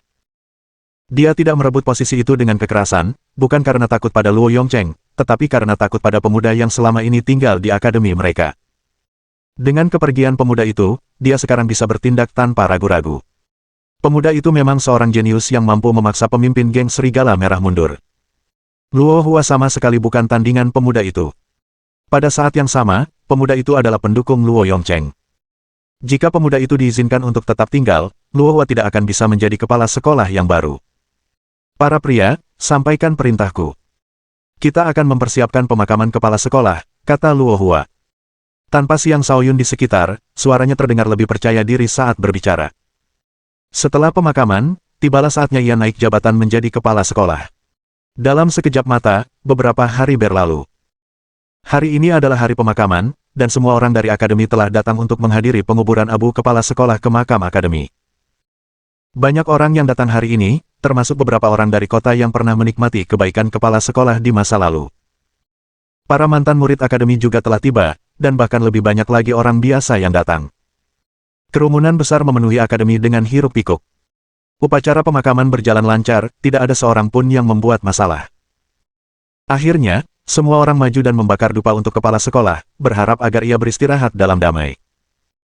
Setelah upacara pemakaman selesai dan orang-orang mulai bubar, seorang tetua berkata, semuanya, mohon tetap di sini. Kepala sekolah baru saja meninggal dunia, tetapi saya yakin beliau tidak ingin melihat akademi ini tanpa pemimpin untuk waktu yang lama dan kehilangan persatuan yang pernah dimilikinya. Saya mengusulkan agar kita memilih kepala sekolah baru di sini juga. Dengan begitu, kita dapat memberitahu almarhum kepala sekolah tentang hal ini, dan jiwanya akan terhibur. Tetua ketiga itu benar. Saya setuju. Secara pribadi, saya pikir wakil kepala sekolah, Luo Hua, akan menjadi orang terbaik untuk menjadi kepala sekolah yang baru. Dia telah bekerja tanpa lelah untuk akademi selama bertahun-tahun ini. Tidak ada orang yang lebih cocok untuk posisi itu selain dia, kata orang lain. Semakin banyak orang yang maju dan menyuarakan pendapat mereka. Semuanya mendukung Luo Hua sebagai kepala sekolah yang baru. Lebih baik wakil kepala sekolah Luo Hua tetap menjadi wakil kepala sekolah. Dia tidak layak menduduki posisi kepala sekolah, cemooh tetua ke-8. Apa maksudmu, bocah 8 tahun? Kepala sekolah baru saja meninggal, dan satu-satunya yang memenuhi syarat untuk mengambil alih jabatan itu adalah wakil kepala sekolah Luo Hua. Apakah kau mencoba memberontak melawan akademi? Tegur tetua ketiga. Hehe, membiarkan seorang pembelot menjadi kepala sekolah. Aku tidak akan pernah menyetujuinya. Bagaimana pendapat kalian semua? Tanya tetua ke-8 dengan lantang. Kurang ajar, teriak tetua ketiga dengan ekspresi muram. Saat itu, Luo Hua berkata, apakah aku seorang pembelot atau bukan urusanmu untuk menilainya. Aku hanya ingin mengatakan satu hal. Siapapun yang merasa lebih cocok untuk posisi ini, silakan maju. Jika dia benar-benar orang yang cakap, aku tidak keberatan menarik klaimku atas posisi ini. Luo Hua sudah lama memperkirakan akan ada keberatan. Ia mundur selangkah sejenak untuk mengamati situasi sebelum memutuskan langkah selanjutnya. Saya rasa kakak senior Luo adalah orang yang paling cocok untuk posisi itu, kata tetua ke-8 sambil menunjuk Luo Yongcheng. Setelah itu, beberapa orang lagi menyuarakan dukungan mereka untuk Luo Yongcheng. Dan dengan demikian, perebutan posisi kepala sekolah pecah antara kedua faksi, sementara para hadirin pemakaman menjadi penonton drama baru ini. Apa gunanya berdebat di sini? Saya rasa kita biarkan kepala desa dan para tetua desa yang memberikan suara, kata Luo Hua dengan senyum percaya diri, seolah-olah semuanya berada dalam genggamannya. Setelah ia menyampaikan saran tersebut, beberapa tokoh terhormat di kota itu diundang dari kerumunan. Mereka semua adalah tetua kota yang terkenal, termasuk kepala kota, dan mereka mewakili keinginan sebagian dari kota bambu hijau secara keseluruhan. Luo Yongcheng dan para pendukungnya tidak menduga hal ini akan terjadi dan semuanya terkejut. Kami semua mendukung wakil kepala sekolah Luo Hua sebagai kepala sekolah yang baru, kata para tetua setelah memberi isyarat kepada Luo Hua dengan tatapan mata mereka. Wahai kepala kota dan para tetua, bagaimana kalian bisa membuat pilihan seperti itu? Orang-orang dari faksi Luo Yongcheng merasa tidak puas. Izinkan saya menyampaikan beberapa patah kata, kata kepala desa. Ia telah memegang teguh jabatan kepala desa selama bertahun-tahun, enggan melepaskannya bahkan setelah bertahun-tahun. Mirip dengan Luo Hua, ia juga orang yang serakah dan pengecut. Luo Hua telah memberikan kontribusi besar bagi kota bambu hijau selama bertahun-tahun. Sebagai kepala kota, saya sangat menyadari apa yang telah dia lakukan. Kepala kota mulai memuji Luo Hua. Semua orang tahu bahwa kepala desa itu berbohong terang-terangan, tetapi karena dia adalah kepala desa, tidak ada yang benar-benar bisa menghentikannya untuk berbicara. Omong kosong. Itu semua adalah kontribusi dari Akademi Bambu Hijau secara keseluruhan. Mengapa tiba-tiba itu menjadi kontribusi darinya sendiri? Tanya Luo Yongcheng. Dia tidak bisa lagi menahan amarahnya, mereka terlalu tidak tahu malu. Ya, itu memang kontribusi dari Akademi, tetapi tanpa wakil kepala sekolah Luo Hua yang memimpin Akademi, bagaimana mungkin ada kontribusi? Bagaimana kalau begini, saya akan mendukungmu, Luo Yongcheng, untuk menjadi wakil kepala sekolah yang baru, sedangkan Luo Hua bisa menjadi kepala sekolah yang baru, kata kepala desa. Sekelompok pria tua di belakangnya semuanya mendukung keputusannya. Adapun faksi Luo Hua, mereka tentu saja juga mendukung keputusan tersebut. Banyak dari mereka bahkan mulai membujuk yang lain untuk menyetujuinya. Di mata mereka, itu adalah solusi terbaik untuk kebuntuan yang mereka hadapi saat ini. Lagi pula, meskipun Luo Yongcheng adalah tetua kedua, posisinya masih di bawah Luo Hua.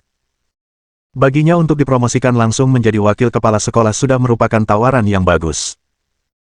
Karena itu, bahkan orang-orang dari faksi Luo Yongcheng pun tidak tahu harus berkata apa lagi. Baiklah, kalau begitu sudah diputuskan.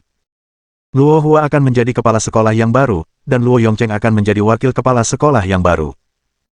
Selain itu, saya juga menawarkan diri untuk menjadi wakil kepala sekolah lainnya, kata tetua ketiga. Tepat pada saat itu, sebuah suara terdengar di udara, akan lebih baik jika tuan muda ini yang menjadi kepala sekolah. Bab 168. Seorang pemuda berjalan dengan tenang menuju kerumunan. Ia adalah pemuda tampan dengan punggung tegak sempurna, sikapnya yang bermartabat dan mengesankan menunjukkan bahwa ia bukanlah orang biasa, seseorang dengan keanggunan yang tak tertandingi. Kau, belumkah kau pergi? Seru Luo Hua. Ia tampak khawatir saat melihat siapa pendatang baru itu.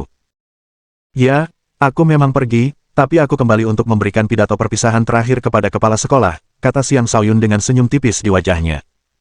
Kau bukan anggota Akademi Bambu Hijau. Oleh karena itu, kau tidak berhak memberikan pidato penghormatan kepada kepala sekolah kami.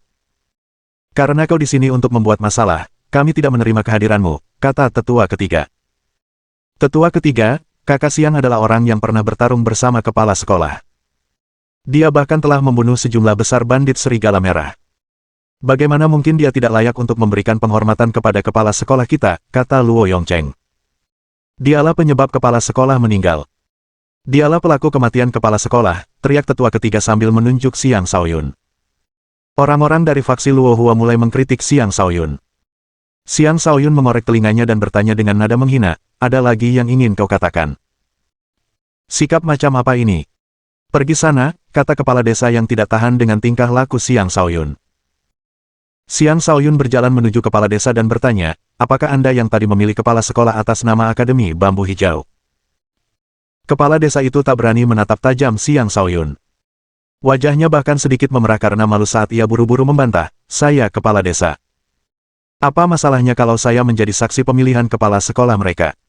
Sedangkan Anda, segera. Sebelum dia menyelesaikan kata-katanya, Xiang Shaoyun menghunus pedangnya. Speed.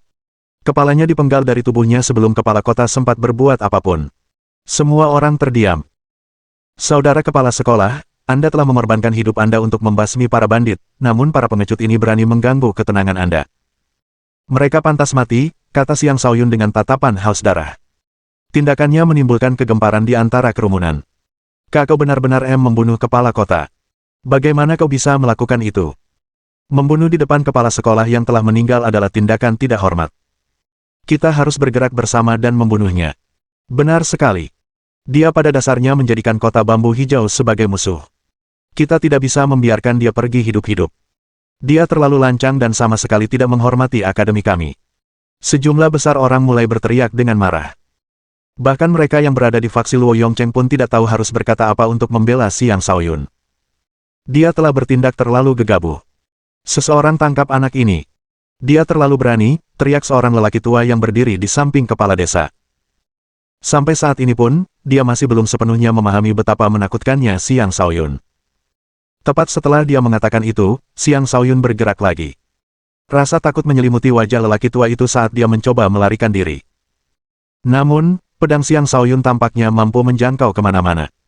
Energi pedang dengan cepat mengejarnya dan membelahnya menjadi dua. Pria tua itu hanyalah kultivator alam transformasi tingkat menengah. Karena itu, dia bukanlah tandingan Xiang Shaoyun. Pembunuhan kedua menyebabkan kehebohan yang lebih besar di antara kerumunan. Orang-orang di dekat Xiang Shaoyun segera menjauh darinya. Tidak ada yang berani berada di dekat iblis kecil ini lagi. Kakak kepala sekolah, Anda baru saja meninggal, namun seseorang sudah berusaha membungkam para pembangkang dan merebut posisi kepala sekolah. Itu terlalu tidak sopan, bukan? Xiang Shaoyun sekali lagi berbicara kepada batu nisan. Seolah-olah dia hanya melampiaskan rasa ketidakadilan yang disebabkan oleh apa yang dilakukan orang-orang setelah kematian kepala sekolah. Semuanya, serang bersama. Dia hanya datang untuk membuat masalah. Dengan bergandengan tangan, kita bisa membunuhnya dan mengembalikan kedamaian mendiang kepala desa, kata Luo Hua dengan gemetar. Kerumunan mulai bergerak, tetapi karena Luo Hua, sang pemimpin sendiri, tidak melakukan apapun, tidak ada yang mau menjadi orang pertama yang menyerbu dan mati. Tatapan tajam Xiang Shaoyun tertuju pada Luo Hua, menyebabkan yang terakhir mundur karena takut. Suara mendesing. Xiang Shaoyun seketika menghilang dan muncul kembali di hadapan Luo Hua. Seketika itu juga, Luo Hua merasakan kehadiran agung seorang raja menimpanya, menyebabkan seluruh tubuhnya gemetar. Kau ingin menjadi kepala sekolah? Tanya Xiang Shaoyun, tatapannya tertuju pada Luo Hua. Aku. Luo Hua terdiam, mulutnya gemetaran hebat hingga ia tak bisa berkata apa-apa. Apakah kau ingin mati? Tanya Xiang Shaoyun. Luo Hua tampak benar-benar kehilangan kendali atas tubuhnya saat ia lemas dan roboh. Itu saja sudah merupakan jawaban yang memuaskan. Kau hanyalah sampah, kata Xiang Shaoyun dengan nada menghina sambil perlahan mengayunkan pedangnya. Tidak, kumohon ampuni aku. Aku tidak mau menjadi kepala sekolah lagi. Aku tidak mau menjadi kepala sekolah lagi. Luo Hua memohon maaf kepada Xiang Shaoyun. Ia sangat ketakutan hingga orang mungkin bertanya-tanya apakah ia sampai mengompol karena takut. Mendengar itu, semua orang memandang Luo Hua dengan kecewa, termasuk mereka yang awalnya mendukungnya. Mereka mengumpat dalam hati, wakil kepala sekolah omong kosong. Jika dia bahkan tidak punya keberanian untuk membela diri, bagaimana mungkin dia menjadi kepala sekolah? Bagaimana denganmu? Apakah kamu ingin menjadi wakil kepala sekolah? Tanya Xiang Shaoyun sambil menatap tetua ketiga. Tetua ketiga dengan cepat menjawab dengan ekspresi takut, saya. Sayangnya, Xiang Shaoyun tidak memberinya kesempatan untuk menjawab. Dengan kilatan cahaya, energi pedang melesat dan membelah tetua ketiga menjadi dua. Xiang Shaoyun saat ini bagaikan iblis gila yang telah menanamkan rasa takut yang tak berujung di hati semua orang yang hadir. Saudara kepala sekolah, saya mohon maaf telah mengganggu istirahat Anda. Botol minuman keras ini adalah persembahan saya untuk Anda. Anda adalah orang yang berani menghadapi para bandit. Para desertir ini tidak pantas menjadi bawahan Anda, kata Xiang Shaoyun sambil menuangkan minuman keras di depan batu nisan sebagai persembahan kepada almarhum kepala sekolah. Setelah itu, dia mengabaikan semua orang, berbalik, dan pergi tanpa suara. Tak seorang pun berani menghentikannya. Kerumunan orang menyingkir untuk memberi jalan baginya, dan semua orang menatapnya dengan tatapan penuh kekaguman. Tak lama setelah Xiang Shaoyun pergi, mereka akhirnya menghela napas lega. Tekanan yang diberikan Xiang Shaoyun terlalu besar, sampai-sampai kehadirannya mencekik mereka. Saya yakin semua orang punya jawaban tentang siapa yang akan menjadi kepala sekolah baru, kata penatua ke-8. Para tetua yang masih hidup di kota itu segera menyatakan pendirian mereka, kami menyarankan agar Luo Yongcheng menjadi kepala sekolah yang baru. Anda akan menjadi wakil kepala sekolah, tetua ke-8. Adapun Luo Hua, kami menyarankan agar dia dicopot dari jabatannya sebagai wakil kepala sekolah. Sebagian besar orang yang hadir setuju dengan mereka. Lagi pula, penampilan Luo Hua sebelumnya terlalu mengecewakan. Lebih penting lagi, iblis itu kemungkinan besar ada di sana untuk mendukung Luo Yongcheng. Jika mereka tidak memilih Luo Yongcheng sebagai kepala sekolah baru, tidak ada yang bisa menjamin bahwa mereka tidak akan mengalami nasib yang sama seperti beberapa orang yang telah terbunuh. Adapun Luo Hua, segalanya sudah berakhir baginya. Meskipun Xiang Shaoyun tidak membunuhnya, Luo Yongcheng tentu saja tidak akan mengampuninya. Mengapa Xiang Shaoyun tidak membunuh Luo Hua? Itu hanyalah masalah yang sengaja ia tinggalkan untuk Luo Yongcheng sebagai pelajaran kecil karena mencoba memanfaatkan Xiang Shaoyun untuk membantunya menjadi kepala sekolah baru. Bab 169. Para bandit serigala merah saat ini bukanlah lagi bandit serigala merah di masa lalu. Pemimpin mereka telah berubah menjadi iblis dan menghilang, pemimpin ketiga mereka dan sejumlah kapten telah dibunuh, dan sejumlah besar bandit biasa juga telah tewas. Hanya sekitar sepertiga dari jumlah asli mereka yang tersisa, dan mereka dipenuhi dengan kesedihan. Jika bukan karena kepala kedua, Momo, yang masih cukup cakap, geng serigala merah pasti sudah bubar saat itu juga. Saat ini, Momo sedang gelisah di kamarnya, merasa bingung tentang langkah selanjutnya yang harus diambilnya. Jika mereka tetap berada di benteng, dia tidak akan mampu menghentikan pemuda itu jika dia kembali untuk mereka. Tetapi jika dia membiarkan geng serigala merah bubar, kerja kerasnya selama bertahun-tahun akan sia-sia.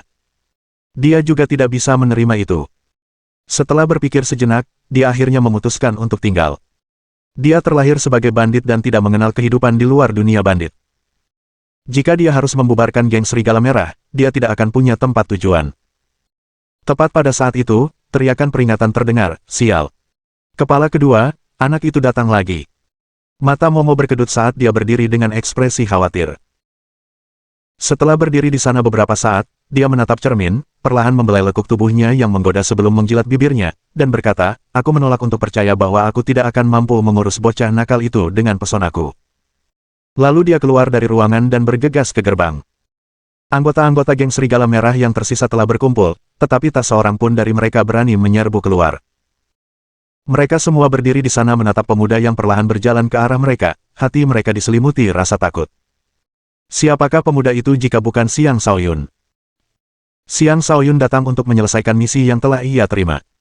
Namun tentu saja, itu bukanlah tujuan utamanya. Sebelum ia tiba, sosok Momo yang menawan muncul di depan gerbang. Dia tidak terlalu cantik, tetapi dia sangat menggoda dan memikat.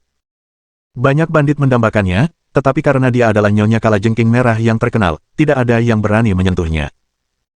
Lagi pula, jika seseorang menyentuh Kalajengking, ia akan disengat.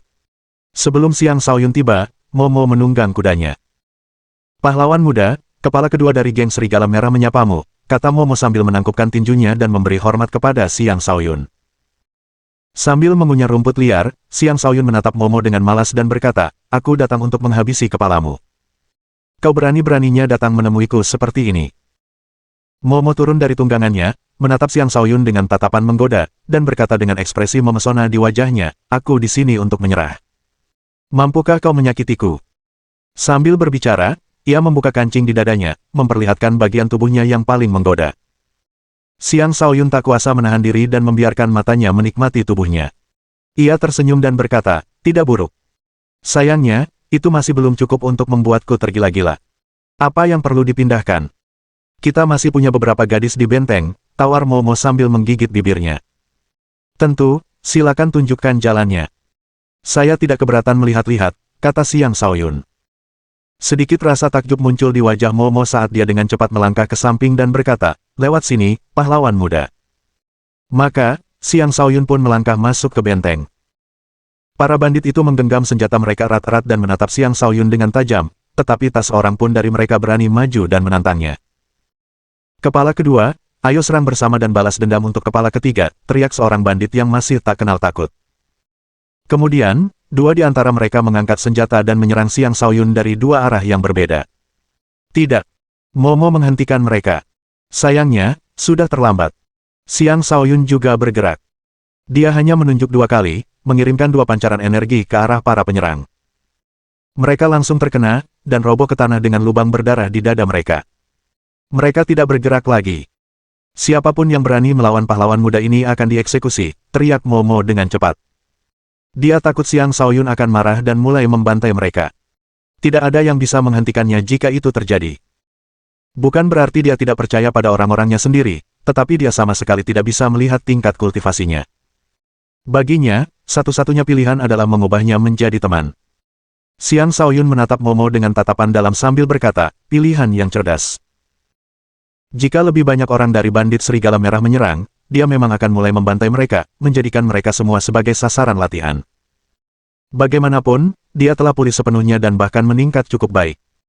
Dia sekarang berada di tahap kedua akhir dan hanya sedikit lagi dari tahap kedua puncak. Para bandit berpencar, tak seorang pun berani menyerangnya lagi. Mereka mungkin penjahat, tetapi mereka juga menghargai hidup mereka. Momo membawa Xiang Shaoyun ke ruang pertemuan mereka. Ruang pertemuan adalah tempat mereka biasanya mengadakan pertemuan penting, dan itu adalah tempat terbaik di benteng mereka untuk menerima tamu. Dalam perjalanan, Xiang Shaoyun mengamati bahwa banyak jebakan dipasang di benteng tersebut. Pertahanan benteng itu cukup bagus.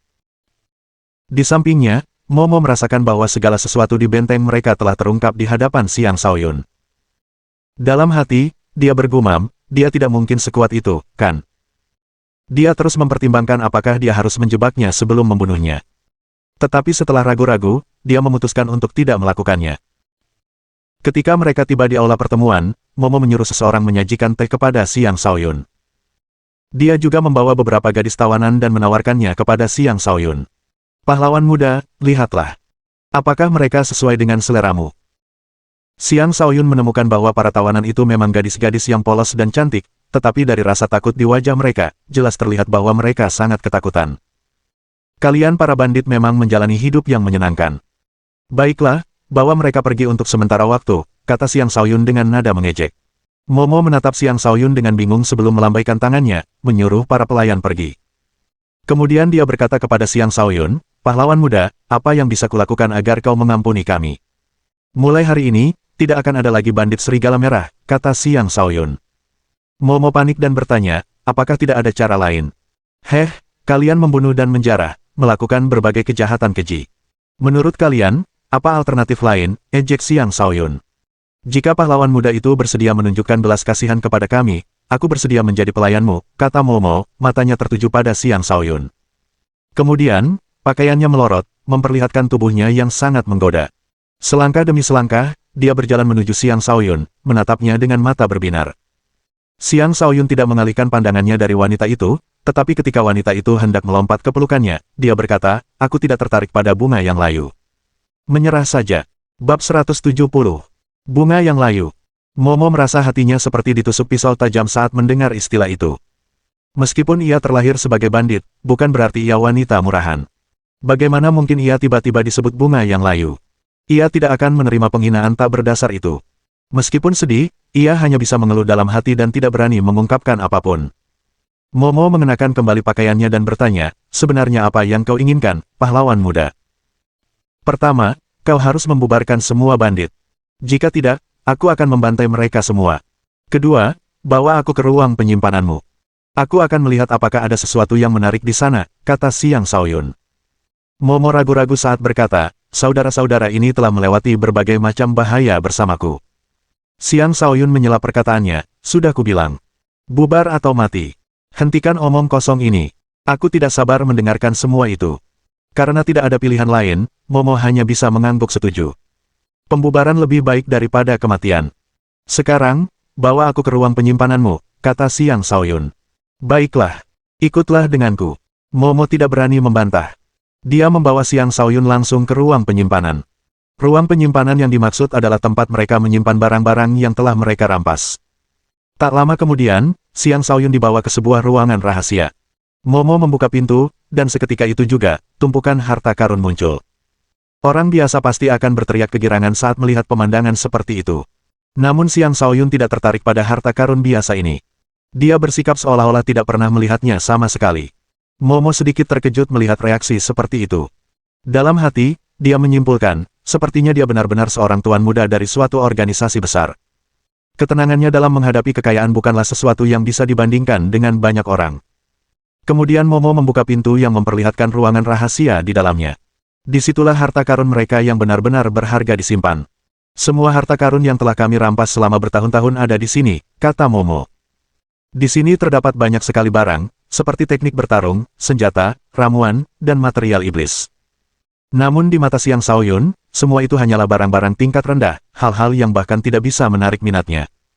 Meskipun begitu, dia tetap memeriksa semua harta karun dengan cermat, berharap menemukan kejutan di antaranya. Setelah berjalan mengelilingi ruangan, dia menemukan sebuah batu yang tampak aneh. Rasa ingin tahunya membuatnya mulai mempelajarinya. Lubang-lubang kecil memenuhi batu itu, membentuk jejak yang aneh dan rumit.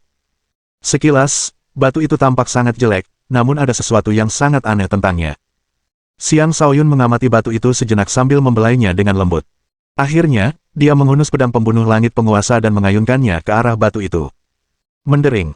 Dia mengerahkan cukup banyak tenaga saat mengayunkan batu itu, namun batu itu tetap utuh. Batu ini sudah ada di sini selama bertahun-tahun, tetapi kami tidak pernah bisa mengetahui apa sebenarnya batu ini, jadi kami biarkan saja di sini hingga berdebu, kata Momo. Sekarang ini milikku, kata Xiang Shaoyun sambil tersenyum tipis sebelum menyimpan batu itu.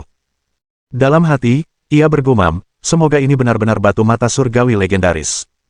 Jika iya, aku kaya raya. Batu yang disebut batu mata surgawi adalah batu yang sangat langka yang hampir tidak dapat ditemukan bahkan dalam 10.000 tahun. Konon, batu itu mengandung kekuatan unik, kekuatan yang mampu membantu seseorang mengembangkan mata surgawi. Setelah menyimpan batu mata surgawi, Xiang Shaoyun tidak pergi. Sebaliknya, dia memeriksa barang-barang lainnya. Tak lama kemudian, dia mengambil barang lain. Itu adalah topeng wajah manusia, yang mampu mengubah penampilan seseorang. Dengan topeng ini, sangat sedikit orang yang dapat melihat penampilan asli seseorang. Bagi Xiang Shaoyun, hal seperti ini seperti kehidupan kedua.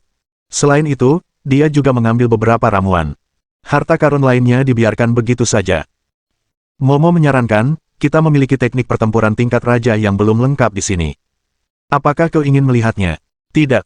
Xiang Shaoyun melambaikan tangannya. Dasar orang aneh, gumam Momo dalam hati. Bagi banyak orang, harta karun di sini tak ternilai harganya. Setiap ahli alam transformasi pasti bermimpi memiliki semua barang di sini. Namun Xiang Shaoyun hanya memilih beberapa dan menolak yang lainnya. Wajar jika Momo tercengang. Keduanya akhirnya meninggalkan ruang penyimpanan. Xiang Shaoyun bertanya, apakah kalian tahu ada lahan di sini tempat api berkumpul? Momo menggelengkan kepalanya dan berkata, tidak tahu. Tapi kau bisa coba bertanya di kota Cloud Margin. Orang-orang di sana jauh lebih tahu daripada kita. Kota batas awan ya. Xiang Shaoyun menghela napas. Dia berhenti sejenak dan bergumam pada dirinya sendiri, sepertinya aku benar-benar harus pergi ke sana. Bisakah kau mengajakku ikut? Tanya Momo, matanya berbinar. Membawamu bersamaku. Xiang Shaoyun terkejut. Tentu saja. Karena kau ingin aku membubarkan geng Serigala Merah, sekarang aku menjadi tunawisma. Satu-satunya pilihanku adalah tetap berada di sisimu, kata Momo dengan ekspresi seseorang yang telah diperlakukan sangat tidak adil. Seorang ahli alam transformasi tingkat lanjut sepertimu akan menjadi tunawisma. Xiang Shaoyun tertawa.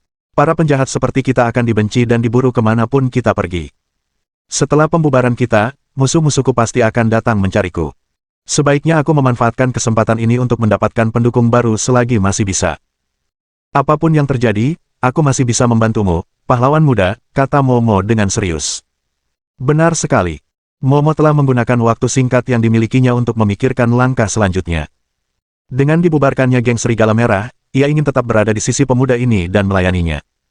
Itu akan lebih baik daripada benar-benar tanpa tujuan dan tunawisma. Bagaimanapun, ia sudah lelah dengan kehidupan sebagai bandit. Ia ingin merasakan bagaimana rasanya kehidupan yang berbeda. Bubarkan bawahanmu dulu. Baru kita bicara. Xiang Shaoyun tidak memberikan jawaban langsung, dan itu membuat Momo merasa agak gugup. Dia terus merasa bahwa Xiang Shaoyun meremehkannya, tetapi karena dia belum secara terang-terangan menolaknya, masih ada harapan. Dia melakukan seperti yang diperintahkan dan mengumpulkan semua bandit sebelum mengumumkan pembubaran. Para bandit ini sudah terbiasa dengan kehidupan sebagai bandit. Pembubaran kelompok membuat mereka merasa seperti anak-anak yang diusir oleh orang tua mereka. Tiba-tiba, mereka semua bingung, tidak tahu harus berbuat apa selanjutnya. Setelah hening sesaat, kekacauan pun meletus. Beberapa masih merasa tersesat, beberapa merasa marah, beberapa ingin pergi, segala macam emosi meledak. Banyak bandit mulai mengamuk dan memarahi Momo karena dianggap pengecut, memarahinya karena bersumpah setia kepada seorang anak kecil, dan lain sebagainya. Momo tidak repot-repot balas berteriak kepada mereka. Dia hanya mengerahkan kekuatan kultivasinya dan menebas pedangnya, meninggalkan celah mengerikan di tanah. Pemandangan itu membuat para bandit ketakutan dan segera pergi dengan mulut ternganga. Bagaimanapun juga, Momo pernah menjadi orang kedua. Rasa takut yang pernah mereka rasakan terhadapnya masih tetap ada. Xiang Shaoyun menyaksikan semua yang terjadi. Dalam hati, ia berpikir, wanita ini tampaknya cukup cakap. Anak bodoh. Bandit yang sudah dibubarkan tetaplah bandit. Mereka akan tetap membunuh dan menjarah. Melakukan ini hanya akan membahayakan lebih banyak orang yang tidak bersalah. Tiba-tiba, sebuah suara terdengar tepat di samping telinga Xiang Shaoyun, sangat membuatnya khawatir. Mohon dukungan dari omom ante-ante sekalian, buat subscribe atau sharekan novel Mimin ke Facebook kalian, agar channel Mimin bisa terus berkembang. Dengan begitu, Mimin bisa lebih semangat untuk up novel seru lain ke depannya. Buat teman-teman yang sudah subscribe dan sharekan novel Mimin, Mimin ucapkan terima kasih sebanyak-banyaknya. Sekiranya teman-teman menghadapi masalah video diputar dalam bahasa Inggris, coba tukar kepada bahasa Indonesia original melalui cara ini. Semasa mendengarkan, pencet tombol setting di atas kanan video, pilih audio track dan tukar bahasa.